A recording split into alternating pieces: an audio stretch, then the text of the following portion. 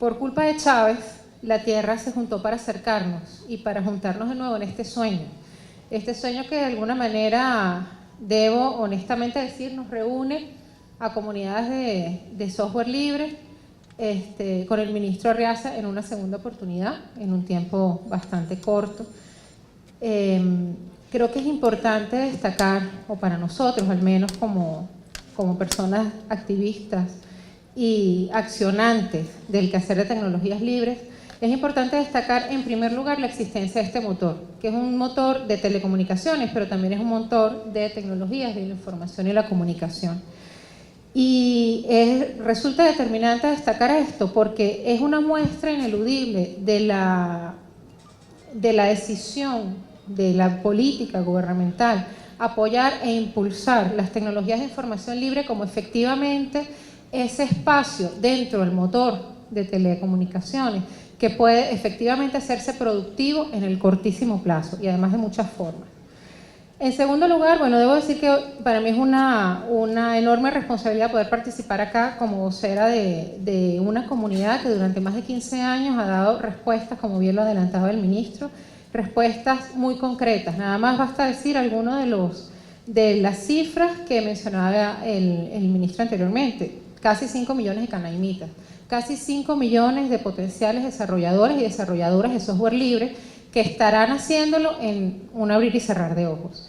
Casi 5 millones de personas que, como bien decía la presidenta de Movilnet hace unos minutos, necesitan contenidos. No podemos ser consumidores de contenidos, tenemos que ser generadores de contenidos.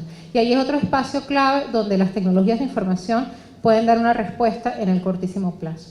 Pero creo que antes de seguir avanzando es importante, como decía en el preámbulo, recordar a Chávez.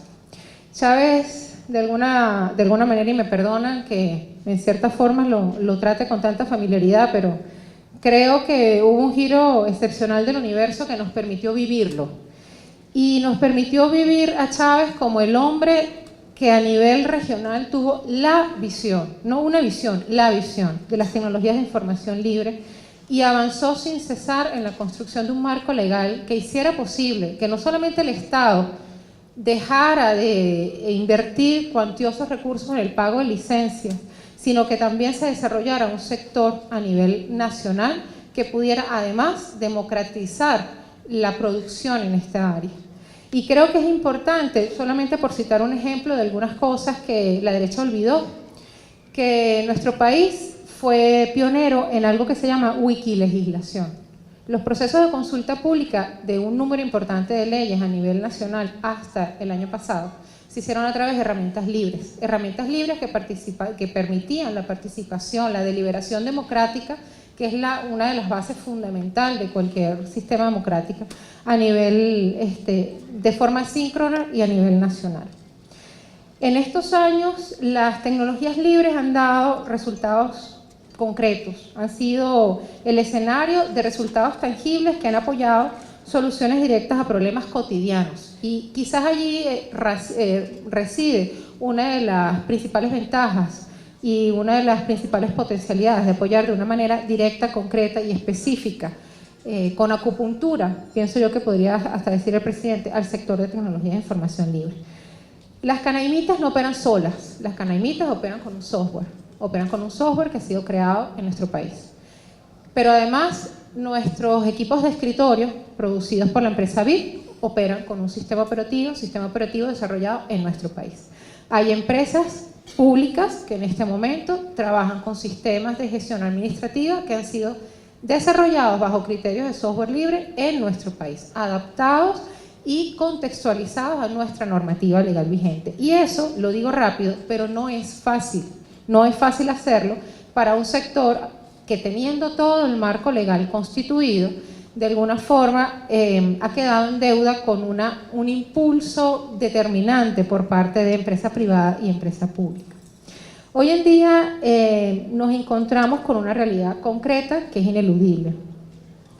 No solamente la guerra económica, el ciclo económico mismo de nuestro país como un país monoproductor fundamentalmente de petróleo hace que debamos administrar recursos escasos.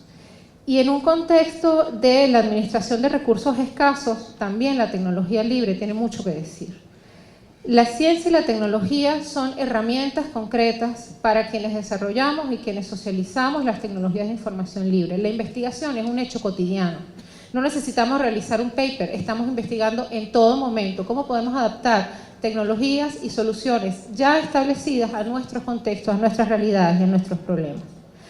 Las tecnologías de información libre ayudan en la solución de cosas tan, digamos, tan simples, y ayudan no porque sea una utopía, porque en este momento existe de esa manera, como una gestión de una denuncia. El Ministerio Público es ejemplo de ello.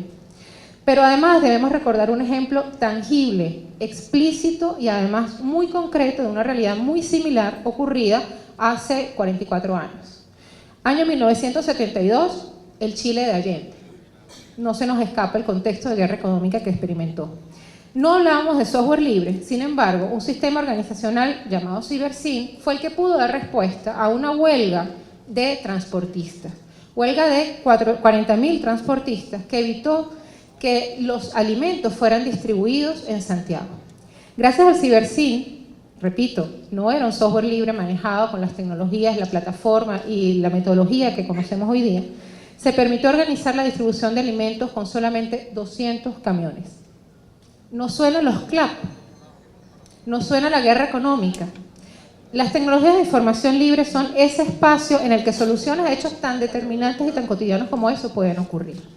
Era el 72, era 12 años antes de que comenzáramos a hablar o comenzáramos a escuchar a nivel mundial de software libre, pero era software libre contextualizado y puesto al servicio de la sociedad.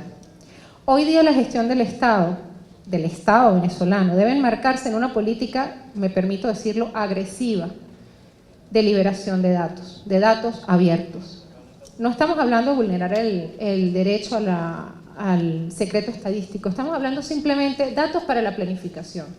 Si algo es socialismo, es economía planificada. Si algo puede responder la tecnología libre es a las necesidades que plantea una economía planificada. Si algo nos reúne en torno a estos motores es planificar nuestra economía. Un ejemplo nos ayuda a darnos cuenta el potencial y el valor del impulso de un sector de tecnologías. No es nuestro contexto nacional, es un contexto regional. El 40% de las exportaciones en un país con la población cercana a Gran Caracas como Uruguay viene del sector de exportación de tecnologías de información. Eso no es poco. Y esa exportación y ese volumen de exportación se sustenta en el aprovechamiento de las telecomunicaciones como una plataforma de servicio sobre la cual las tecnologías de información libres pueden expandirse. Pero además, si esto fuera poco, y si no los he convencido hasta aquí, digamos que las tecnologías libres plantean un modelo de negocio distinto. No es que somos cuerpos gloriosos que no comemos, comemos. Tenemos hijos, tenemos casas, tenemos deudas que pagar. Pero el modelo de negocio es distinto y es un modelo de negocio que es mucho más solidario, mucho más humano y que hace posible reivindicar que el conocimiento es genuinamente libre. Escucharon a Chávez en la inauguración de Senditel, el conocimiento es libre como el aire, como el viento. Así es el conocimiento. Grandes retos.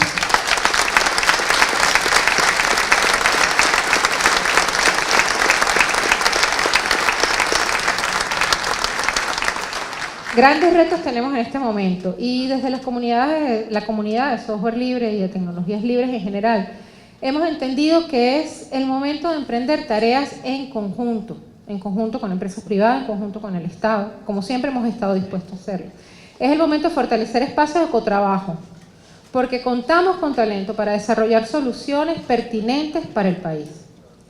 Tenemos la firme convicción de que para hacer social el conocimiento, porque no basta con hacerlo libre, no basta con reivindicar su condición de genuinamente libre, tenemos que hacerlo social. Y para hacerlo social debemos además liberarlo de secuestro en el que permanece.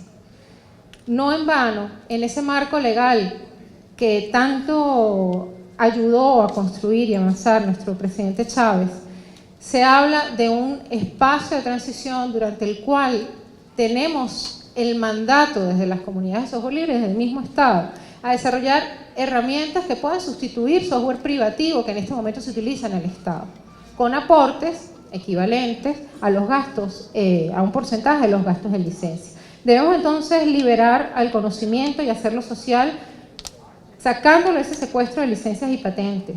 Pero además tenemos que abrirlo a todas y todos. Decíamos antes, hay 5 millones de potenciales desarrolladores y desarrolladoras. Las tecnologías de información libre a nivel del país, si algo han ayudado en el último año, además de aportar a soluciones específicas para el Estado, es a visibilizar. Visibilizar a quien no escucha, visibilizar a quien no ve, visibilizar a la mujer. Cada vez más mujeres preparadas están ocupando puestos importantes de dirección de tecnologías de información libre en nuestro país. Y eso no es un avance pequeño, eso es un avance muy importante. Nuestra sociedad debe trascender la idea de la economía del conocimiento. Tenemos que trascender a una economía social del conocimiento. No es lo mismo hablar de un conocimiento que tiene valor de intercambio, un conocimiento que reivindicamos que, como es libre, tiene un valor profundamente radicado en el uso que hacemos. Tenemos que aprender a generar información, indicadores tangibles de este sector. Queremos saber qué es lo que estamos haciendo. Queremos saber de esas 5 millones de canaimitas, cuáles son las aplicaciones que más utilizan, cuáles son los contenidos que más son visibilizados. En las tablas que repartimos en la universidad, queremos saber cuáles son las aplicaciones que son más utilizadas en el hecho cotidiano, que es el proceso de aprendizaje de estos jóvenes universitarios. ¿Cuál es el impacto dentro de estos jóvenes? ¿Cuáles son las inquietudes que ocurren en ellos? Y si efectivamente ocurren inquietudes para seguir nutriendo ese espacio, ese instrumento que es la tableta.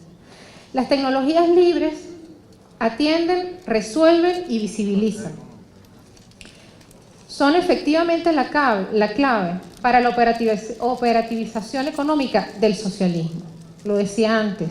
Las tecnologías de información libre son la clave de la economía planificada y el socialismo es economía planificada. Pero además, si decían antes que este motor es el motor que los une a todos, debemos decir con propiedad que las tecnologías de información libre son un hilo fino pero resistente, capaz de juntar todos los aportes de los motores productivos dentro de la agenda económica bolivariana para dibujar una nueva matriz productiva.